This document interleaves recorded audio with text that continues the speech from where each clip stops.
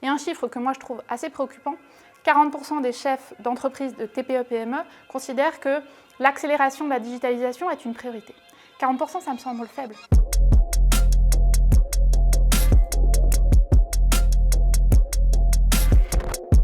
En Europe, l'administration mais aussi les PME accusent un retard dans la transformation digitale. Dans le cadre du plan de relance, l'Union a exigé que 20% des aides qu'elle versait soient consacrées au numérique.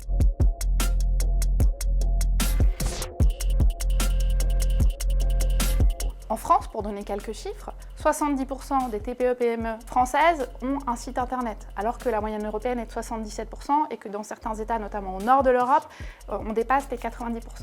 Pour le Parlement européen, cette transformation digitale correspond à 3 enjeux.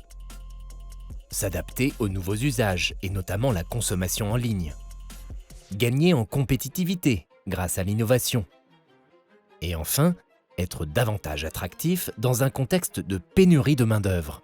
Je pense à une entreprise, par exemple, qui est le groupe Cella, qui confectionne des cartes, notamment des cartes électroniques pour le secteur de l'aéronautique. Et eux ont bien compris l'enjeu de la digitalisation, de la robotisation, à la fois pour gagner en compétitivité, mais aussi pour faciliter la tâche des salariés, ces 400 salariés qui vont bénéficier de postes de travail avec de la réalité augmentée pour moins commettre d'erreurs, parce que évidemment ça arrive, pour accélérer la production et aussi pour eux, pour avoir davantage de confort. Pour financer ces aides, le Parlement européen a exigé que la facture n'incombe pas aux citoyens de l'Union et que des ressources propres soient décidées.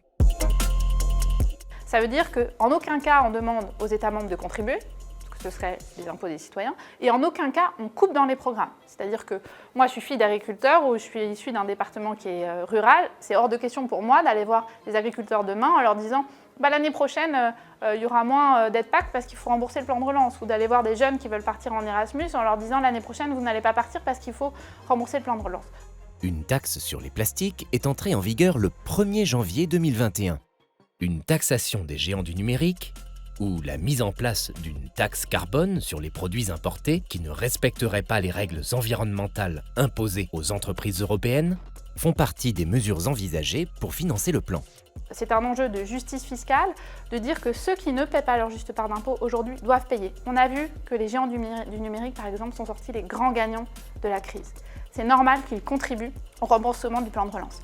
On voit aussi depuis des années que des entreprises chinoises qui fabriquent à bas coût, sans considération de contraintes environnementales, eh bien, elles inondent nos marchés sans avoir de compensation environnementale, alors que nos entreprises qui fabriquent en Europe, elles sont soumises à des droits à polluer.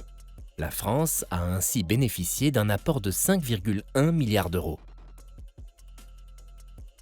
Donc c'est du très concret et c'est déployé de façon très rapide dans les territoires. Et c'est ce qui compte. On peut négocier des centaines de milliards d'euros au niveau européen. Si cet argent n'arrive pas directement sur les territoires, eh bien, on est passé en partie à côté.